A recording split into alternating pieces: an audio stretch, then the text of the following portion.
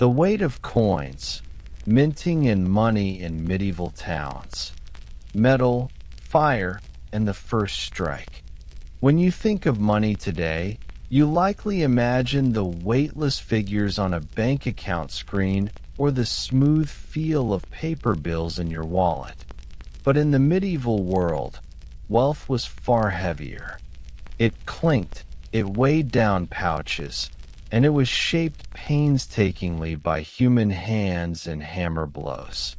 To understand how medieval people handled daily life, trade, and even survival, you need to start by picturing the coin, not as a simple object, but as the outcome of long processes, elaborate systems, and many quiet, repetitive tasks performed by people whose names we no longer know.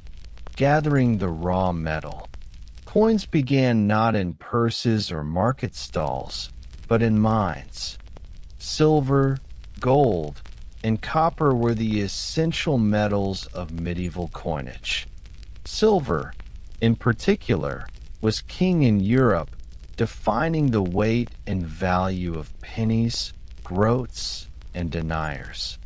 Imagine miners underground in narrow shafts, the smell of damp earth thick in the air.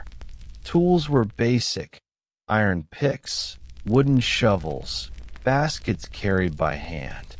Candle stubs lit the tunnels, and smoke and soot clung to clothing and skin.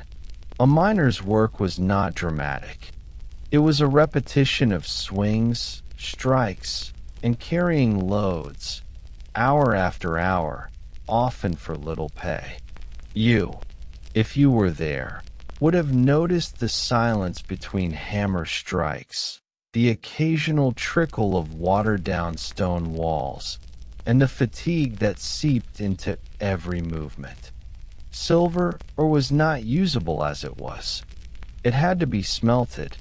Furnaces, built from brick and clay, roared with charcoal fires. The process was slow, requiring careful tending. The air grew unbearably hot, the walls glowing with orange heat, and the smell of burning charcoal and metal lingered. The men who worked these smelters labored in repetitive cycles, loading fuel, feeding, or waiting for the impurities to burn away. From this process came dull lumps of usable silver ready for the mint. The mint, a world of regulation. Coins were never just pieces of metal. They were symbols of authority. Kings, lords, bishops, all wanted their faces or seals stamped onto currency. The mint was therefore both a workshop and a political space. Inside its walls, strict rules governed the handling of metal. Every ounce was measured. Scribes kept ledgers with lines of figures, recording weight to the smallest fraction. Even the scrapings and filings were collected, lest a worker be accused of theft. The environment of a mint was not one of grandeur, but of methodical routine. Long wooden benches supported balances, dies, hammers, and small crucibles.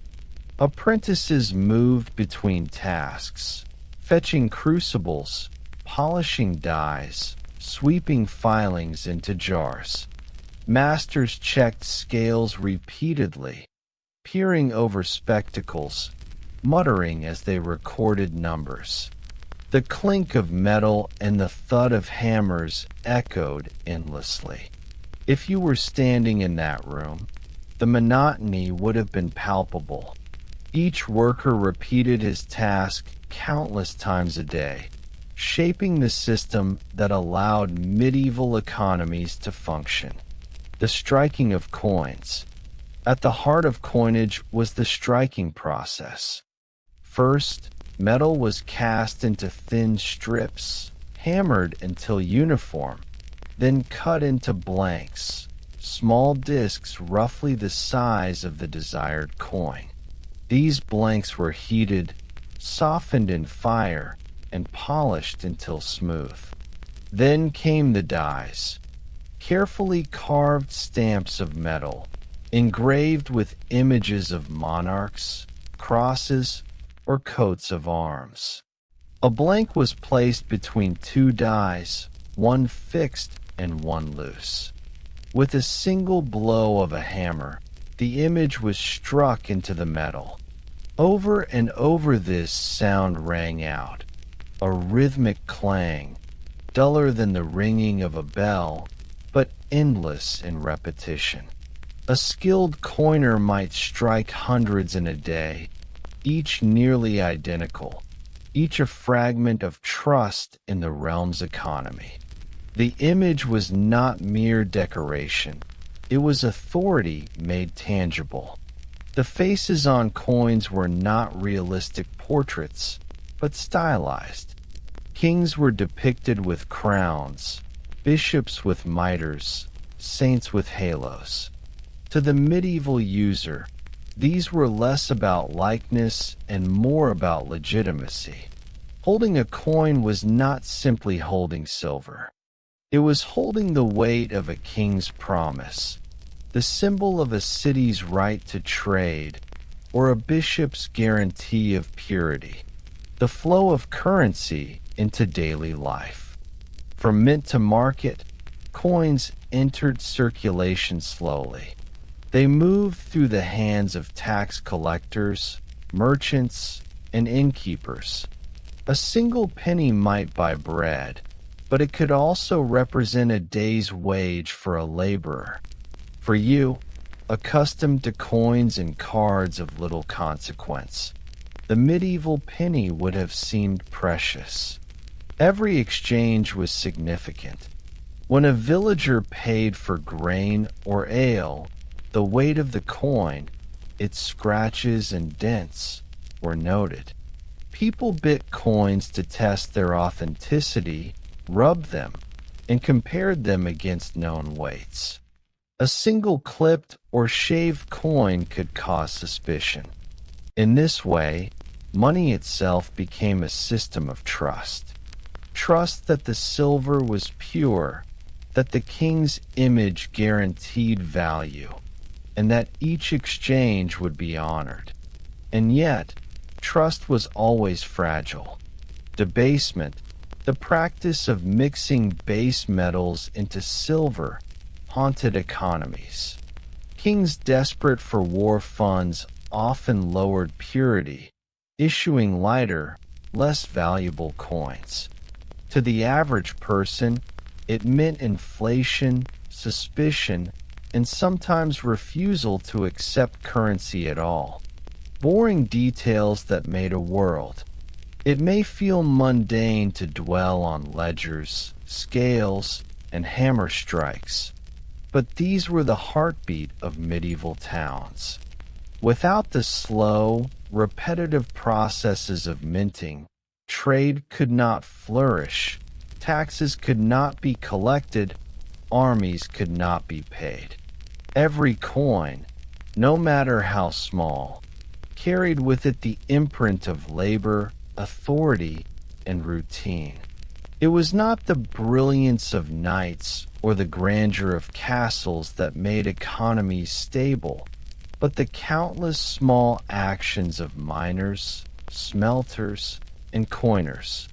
And here, perhaps, is the first question to linger as we close this opening section. If every coin carried with it both authority and trust, what happened when that trust was broken? When the image of the king no longer guaranteed the weight of the silver it contained?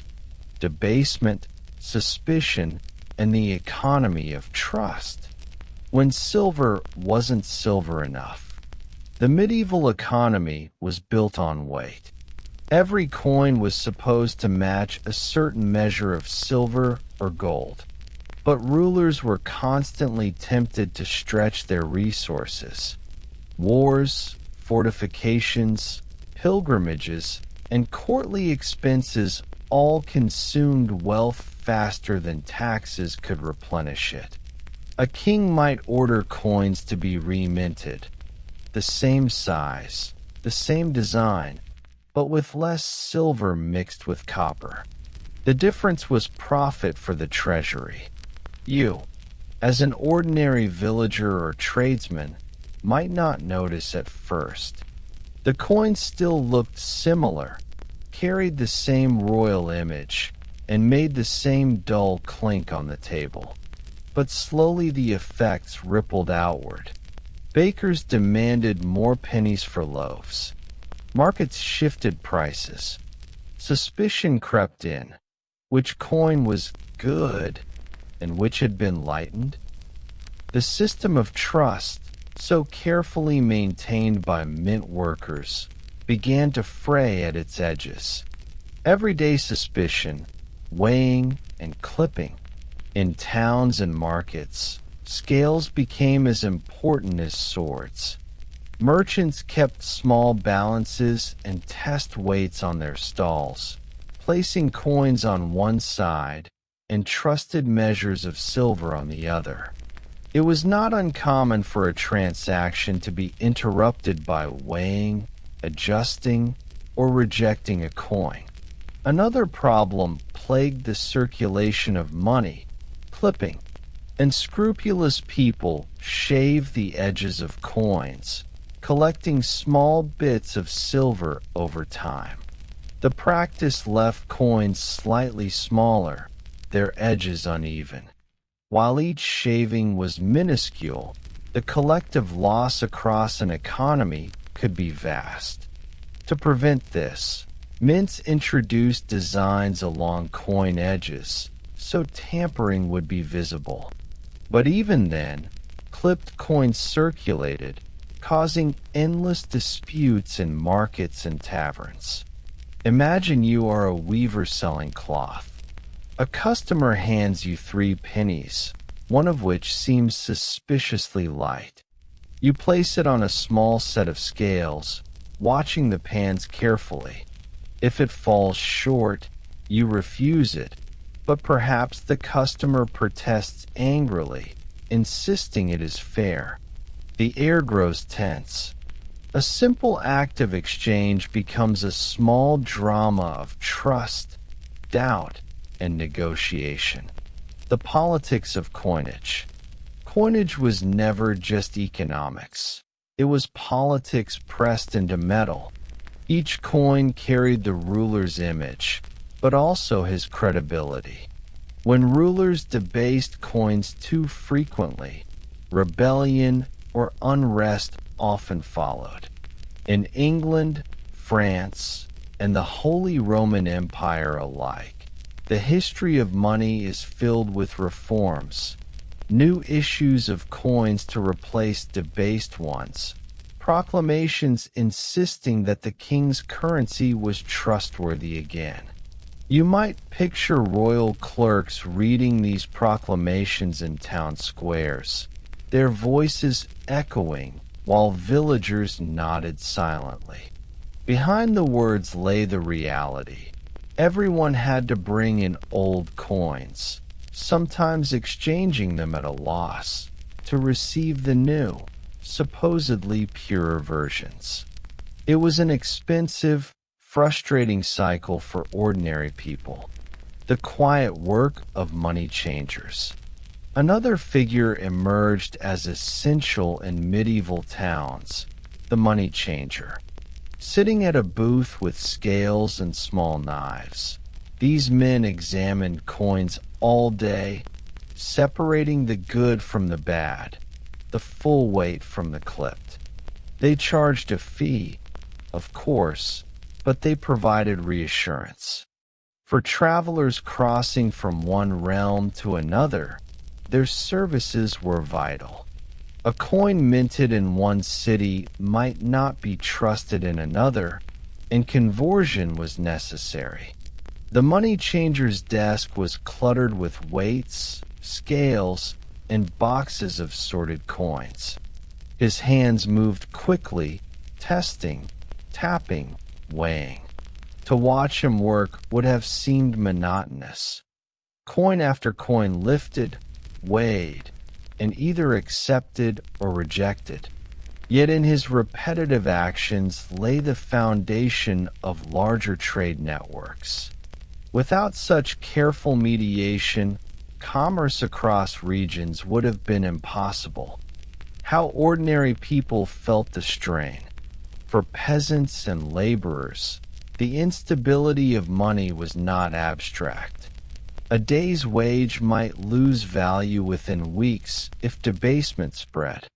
Taxes, however, were often demanded in good silver, forcing villagers to part with their best coins while being paid in lesser ones. The imbalance could be devastating. In some towns, barter reemerged as a solution.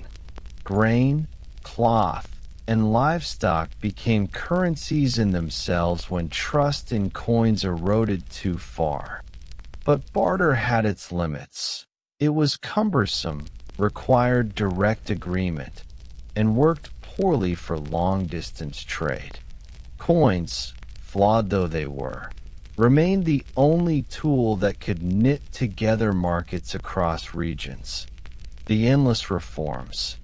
Medieval history is littered with coinage reforms.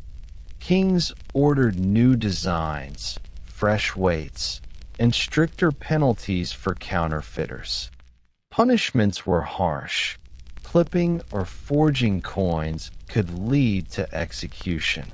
Yet, reforms were rarely permanent. Within a generation, the cycle of debasement and mistrust returned. One of the most striking examples came in 13th century France, where the monarchy repeatedly issued new deniers and gros tournois. Each reform was meant to restore trust, yet the costs of war kept driving the monarchy back toward debasement.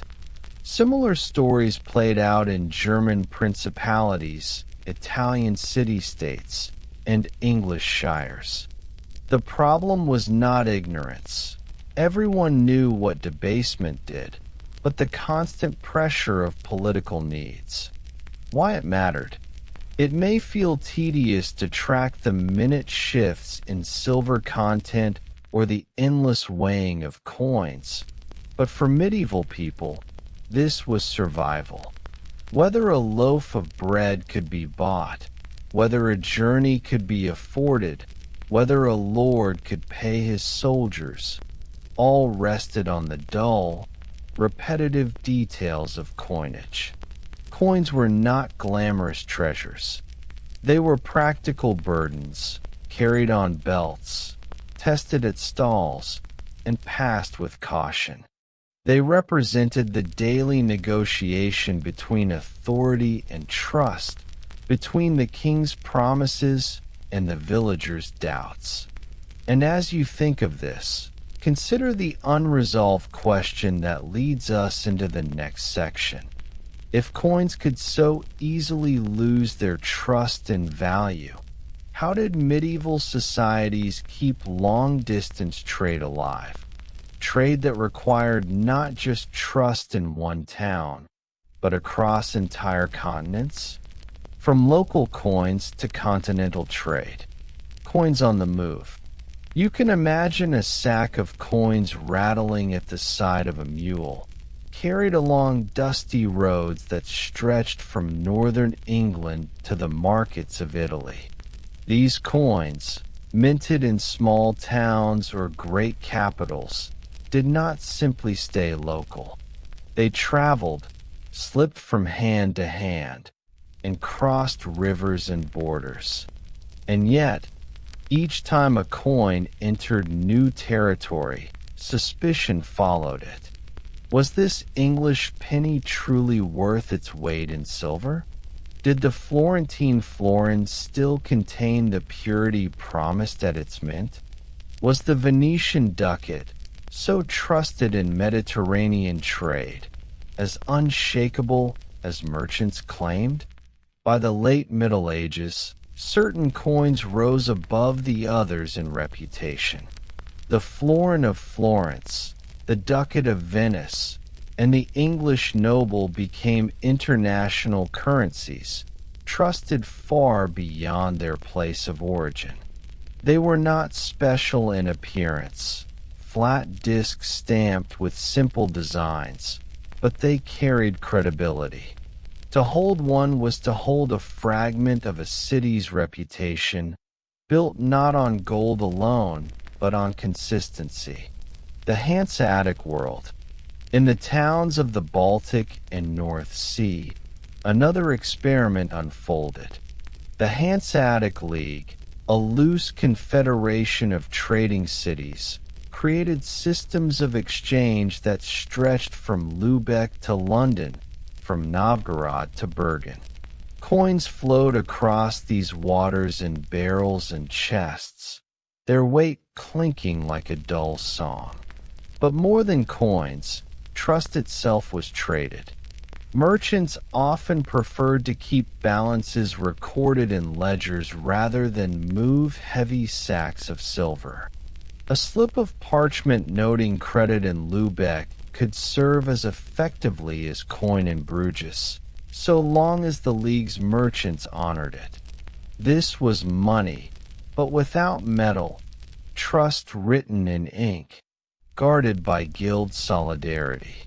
Imagine yourself a merchant standing in a Hanseatic counting house, with clerks scratching tallies on long scrolls. The room smells of wax and ink. No coins exchange hands in that moment, and yet fortunes shift across the northern seas. Italian banking families. Meanwhile, in Florence, Siena, and Venice, banking families refined the art of paper transactions. Bills of exchange replaced sacks of coin for long-distance merchants. A trader could deposit silver in Florence, receive a document promising repayment, and collect it in Bruges or London without ever carrying the metal himself. This system emerged because of the very problems you heard in Section 2: debasement, clipping, theft, and the sheer burden of transporting heavy coins. Trust shifted from the coin in your hand to the signature of a banker's house. The great Medici family did not mint coins, they minted trust. And yet, the coins themselves still anchored everything. No bill of exchange could exist without the promise of eventual silver or gold. The physical weight of money, tested and minted in countless towns, remained the silent foundation.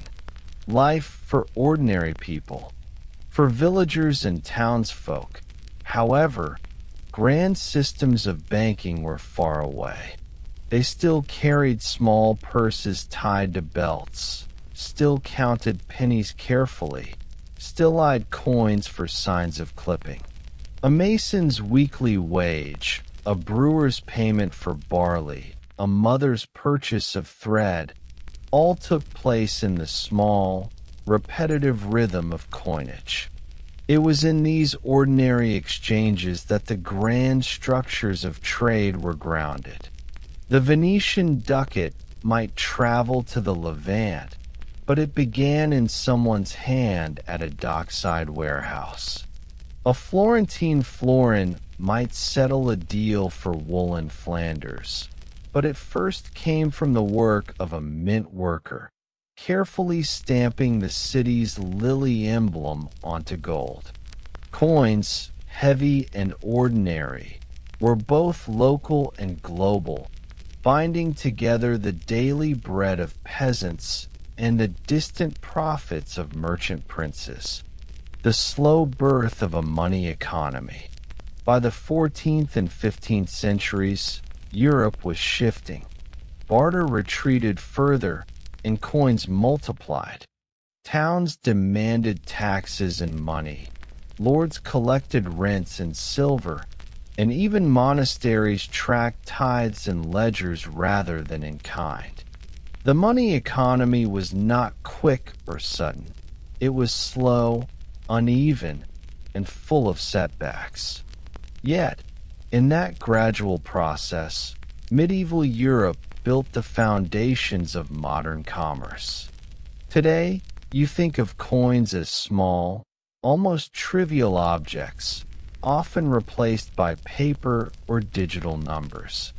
But for centuries, they were the pulse of society, clinking softly in purses, measured anxiously on scales, and carried across seas. The enduring lesson. If you close your eyes, you might hear the sound, the faint, steady clink of metal against metal, over and over, as if time itself was being counted out. That was the rhythm of medieval life. Coins were never perfect. They were clipped, debased, mistrusted, and endlessly reformed. And yet, they endured. They carried not only silver and gold, but the credibility of towns, kings, and whole societies.